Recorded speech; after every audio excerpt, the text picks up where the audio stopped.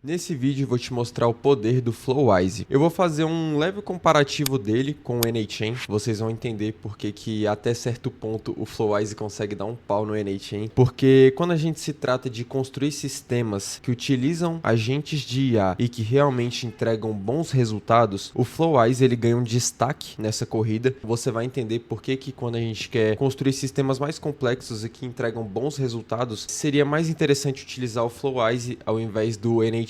Sem muita enrolação, vamos direto pro vídeo. Se esse é um assunto que te interessa, fica até o final. Tenho certeza que você vai gostar, fechou? Então, simbora. Então, antes de mais nada, o que eu gostaria de fazer para introduzir esse vídeo é fazer uma breve comparação entre o Flowise e o NAChain, já que aqui no canal, que vocês estão acostumados a ver, é eu trazendo conteúdo utilizando o NAChain. Então aqui eu preparei um materialzinho bem rápido, só pra gente dar uma passada e revisar os principais pontos de cada plataforma. Então vamos lá. O Flowise, ele tem o foco dele em automação com IA conversacional e agentes inteligentes. Ele possui uma interface visual bem agradável, o famoso arrasta e solta. Parecido com o NAChain, não é igual, já que a gente não utiliza aqueles nozinhos, são caixas, mas é uma configuração bem intuitiva. Ele é baseado basicamente em LangChain e LangGraph. Eu vou explicar mais a fundo onde que ocorre essa separação entre o LangChain e o LangGraph dentro do Flowise, mas também você pode construir utilizando elementos do LlamaIndex também, caso você prefira. Então ele é ideal para chatbots, sistemas de RAG, assistentes, copilotos, enfim. Se você precisa de fluxos com mais memória, contexto e decisões mais inteligentes e assertivas, o Flowise é o ambiente perfeito para você desenvolver isso. Já o NAChain, ele é aquela coisa, né? É uma plataforma de automação geral, então ele não tem um foco por padrão em inteligência artificial. Claro, ele possui funcionalidades também de LangChain, então até certo ponto, utilizando o NAChain a gente consegue construir coisas iguais ao Flowise, até certo ponto. Então ele é excelente para integração entre APIs, banco de dados, CRMs, se você quiser conectar nas suas planilhas do Google Sheets, se você quiser conectar no seu Calendar, qualquer coisa do tipo, ele é excelente para isso, para automação de processos, tarefas no geral. Igual eu coloquei aqui, melhor para tarefas operacionais e automações clássicas, como quando isso acontecer, faça aquilo. Então, basicamente é isso. Aqui eu botei uma visão geral rápida, tá? Eu não vou ler isso aqui, mas fica à vontade para pausar e ler essa pequena comparação aqui. Eu comparei os principais pontos assim, mais ou menos, tá? Aqui no Flowise, a gente possui dois tipos de fluxo que a gente pode construir. O primeiro são os chat flows e o segundo são os agent flows. No chat flows, basicamente a base dele, né, utiliza LangChain ou LlamaIndex, como eu falei para vocês. Você pode escolher qual desses dois frameworks você deseja utilizar a ferramenta dele. Já o agent flows, onde a gente consegue construir fluxos um pouco mais complexos, por isso que eu falei que o NAChain até certo ponto ele alcança o Flowise, mas depois que passa desse limite, não. E é aqui que a gente encontra. Esse limite é o agent flow. A base dele é LangGraph, então ele permite loops, múltiplos papéis, ou seja, aqui eu coloquei planner, executor e crítico. Traduzindo, a gente vai ter um planejador, tipo um gerente de uma equipe de marketing, sei lá. A gente vai ter os executores, tá? Imagina que a gente tem 3 funcionários que esse gerente comanda e a gente tem um funcionário que faz uma crítica em cima do resultado dos executores. Esse gerente, ele planeja, ele joga as tarefas pro executor certo. Por último, esse agente crítico, ele vai fazer uma análise, né, do resultado do executor e devolver pro planner, para ele ver se atingiu o objetivo ou qualquer coisa do tipo e tomar a ação correta baseada nesse resultado. Então essa é a diferença, são os famosos agentes AI, que por sinal, se a gente for jogar aqui no Google, deixa eu reduzir isso um pouco para vocês, a gente pesquisa agente AI, para quem não entende esse termo, não é familiarizado com isso, se a gente pesquisar e traduzir, o próprio Gemini aqui do Google vai responder, mas o agente AI refere-se a um tipo de sistema de inteligência artificial que pode operar de forma autônoma, o que significa que pode tomar decisões, realizar ações e se adaptar a circunstâncias mutáveis sem orientação humana constante. Então basicamente é isso. Por isso que a gente tem um planejador, que seria uma espécie de gerente, outros executores que realizam um trabalho específico, um crítico que ele vai analisar o resultado e ver se a gente atingiu o objetivo ou não, se não atingir ele volta, por assim vai. Cada fluxo também que a gente monta no Flowise, cada agente, né, cada sisteminha, ele gera uma API REST para você se comunicar com esse fluxo. E o ambiente dele é pronto para multi-agentes com persistência de contexto automático, significa que ele vai salvar todo aquele contexto durante toda a execução do fluxo. Então, se a saída de um LLM foi tal, final, a gente armazena essa saída e a gente pode acessar essa informação em qualquer ponto do fluxo. Já os pontos principais do NHN são automações baseadas em gatilhos e ações, né? Muito simples, tem muitas integrações nativas, ideal para equipes que precisam automatizar tarefas. É básico isso, né? Acho que já deu para vocês entenderem. Eu deixei um material um pouco maior aqui, se você quiser dar uma lida mais a fundo, mas basicamente eu já introduzi vocês nesse assunto. Vocês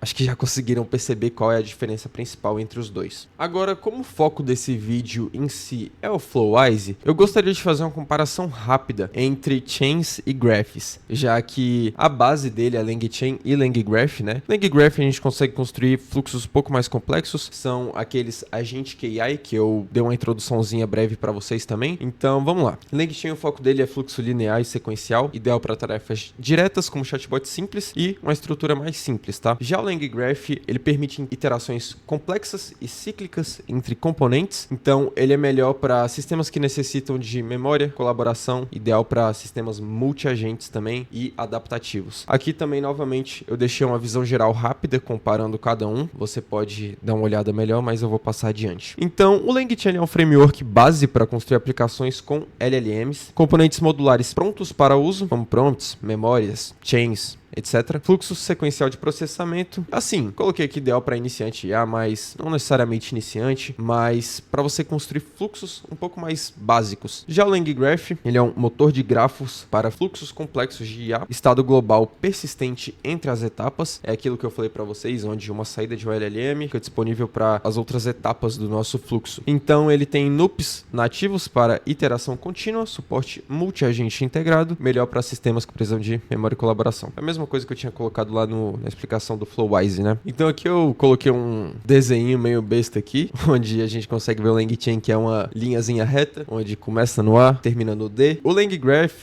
é um quadrado onde a gente pode seguir vários caminhos diferentes. A gente pode começar em A e terminar em D, mas o B e o C não necessariamente vai vir em sequência, ele pode tomar caminhos um pouco diferentes. Vocês vão ver logo logo isso na prática, que vai ficar mais fácil de entender. Basicamente é isso, eu não quero também perder muito tempo aqui nessa explicação. Vamos lá. Então, o ponto diferencial do Flowise, como eu falei para vocês, são aqueles agent flows, onde a gente pode construir aqueles fluxos multi-agentes com tarefas diferentes para cada funcionário digital, vamos dizer assim. Então, esse é o foco, né? Dentro do agent flows, que é o diferencial, nós temos como criar dois tipos de fluxos de agentes, vamos dizer assim. Os multi-agentes e os agentes sequenciais. Qual é a principal diferença entre eles? O multi-agentes, a gente vai ter um supervisor, que ele vai ser o nosso agente principal, tipo o gerente, e nós vamos ter os workers. Então, mais ou menos o desenho dele fica basicamente assim, tá? Então, a gente tem esse supervisor, a gente tem o worker 1, o 2 e o 3. Então, a gente vai passar uma tarefa para cada worker, né, específica, e a gente vai falar pro supervisor o que cada um faz. Imagina assim. E daí ele vai começar a planejar. Não, eu tenho que atingir esse objetivo. Então, primeiro eu vou chamar esse worker aqui, depois eu vou pegar essa resposta dele e jogar para aquele, e depois pro 2, para ele fazer uma crítica e voltar para mim. Então, basicamente, o supervisor que ele decide todas as ações do fluxo, tá? Isso abre uma pequena brecha para uma margem de erro um pouco maior, acredito eu, do que os agentes sequenciais. Porém, funciona muito bem. Eu vou mostrar um exemplo de cada para vocês entenderem no final. Já os agentes sequenciais, eles são um pouco diferentes. Eles seguem uma regra rígida, um fluxo lógico, bem rígido. Então, a gente estrutura. Você vai passar por aqui, por isso e por isso. E se isso for tal coisa, você volta para cá. Imagina assim, tá? Então, não é como aqui, onde a gente tem um supervisor que envia as tarefas. Aqui, a gente vai ter um ponto de início, um start, que a gente joga pro agente 1. Esse agente 1 pode ser também um supervisor. Aí ele vai bater numa tool, que vai voltar um resultado, chama o agente 2, e a gente pode fazer uma condicional. O agente 2 atingiu o resultado? Se ele atingiu, você termina. Se não, volta pro agente 1. E por aí vai. Então, essa é a principal diferença. Aqui também, nos agentes sequenciais, a gente poderia ter um supervisor e 3 workers, só que é um fluxo onde a gente consegue definir cada etapa com base em condições lógicas, tá? Então, a gente estrutura esse pipeline bem rígido, que é um pouco diferente dos multi-agentes. Então, espero que tenha ficado claro essa parte.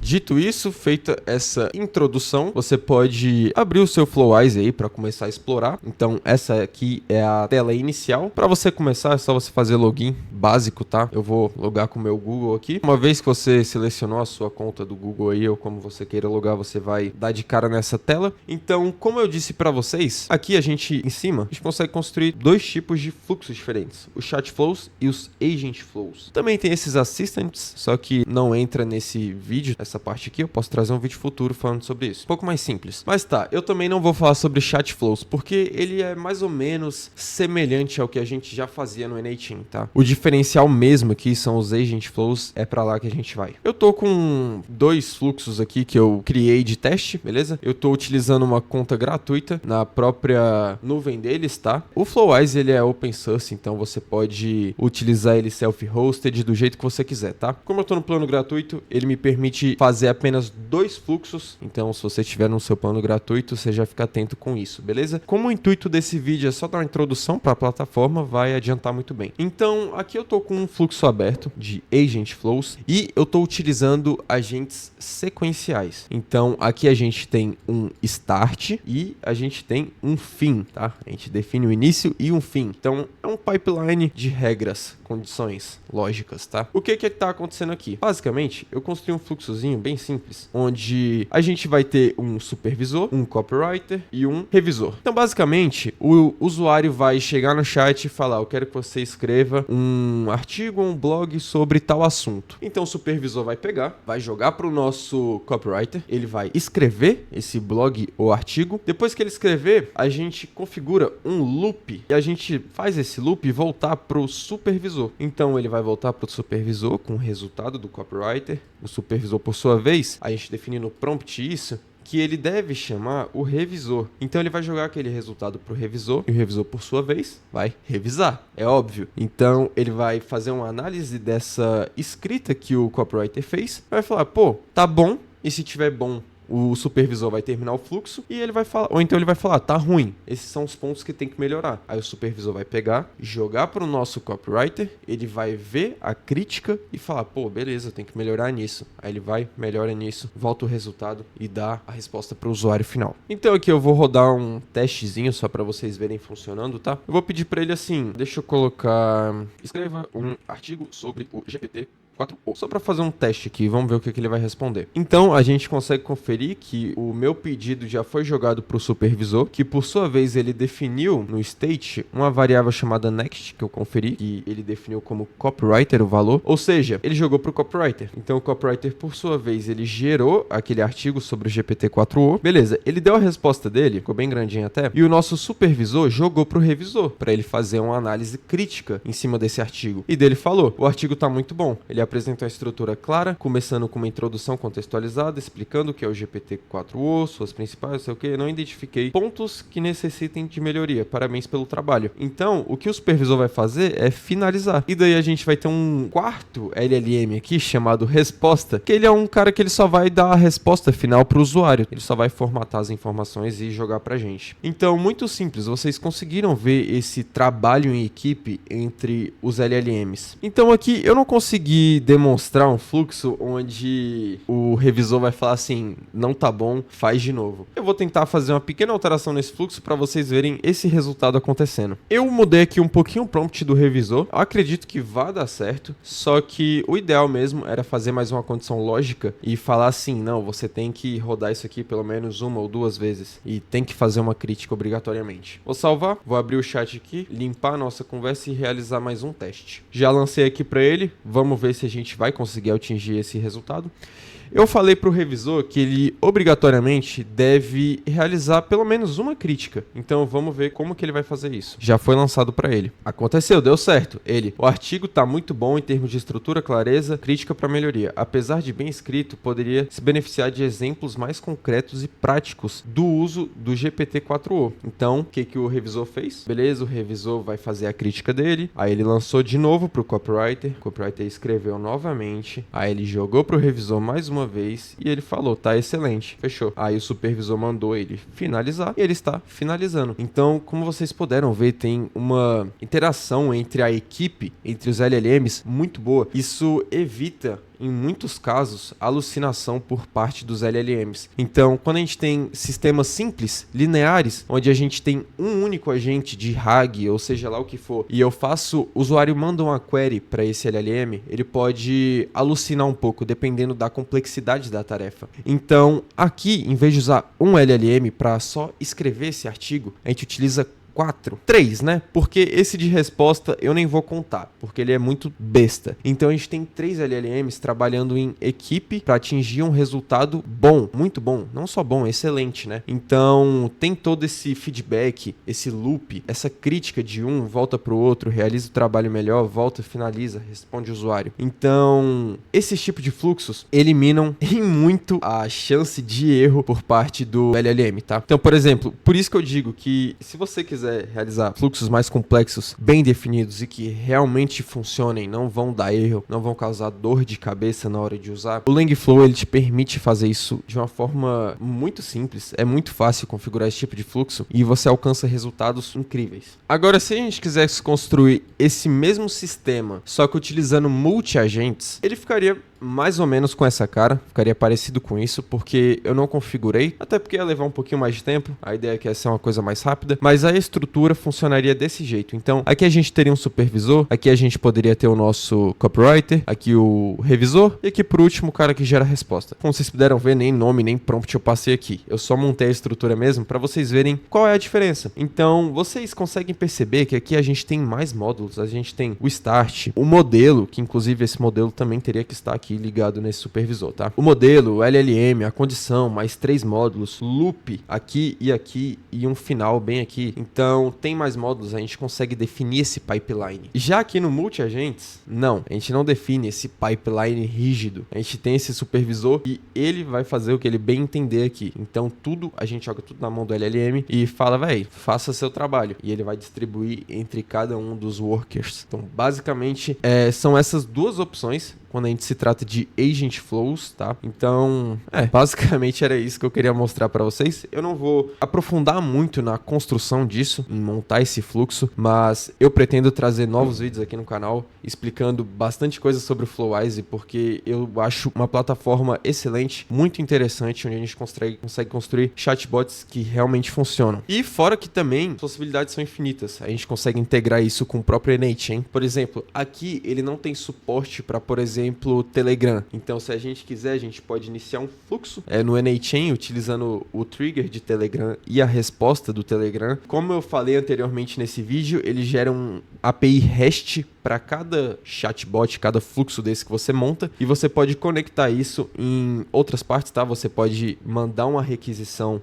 do n8n para o Flowise, para um fluxo específico desse, e ele vai retornar a resposta do agente lá para o seu n8n para você trabalhar essa resposta, integrar em APIs e desenvolver uma automação em cima disso. Então, como eu disse, as possibilidades são infinitas, mas o meu conselho é, se você quer utilizar o n8n para construir seus agentes, se forem agentes simples, ok. Mas se você quer construir fluxos mais complexos, onde você precisa dessa validação e ter certeza que você atingiu o objetivo que você queria, eu recomendo que você junte o poder das duas plataformas, onde você usa uma para automatizar e você usa a outra para construir o seu chatbot, o seu sistema de IA, o que você quiser. Fechou? Então, basicamente, é isso.